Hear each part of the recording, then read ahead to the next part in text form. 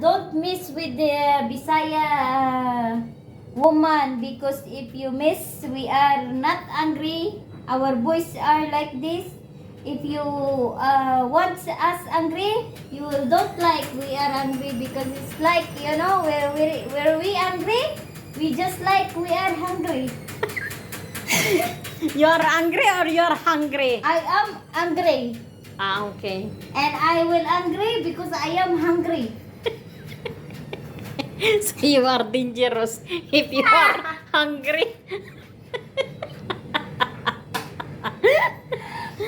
Ayaw. If you are hungry, then you are... If I am angry, it means I am hungry. If I am hungry, I am very angry. Yeah, that's the truth. You know?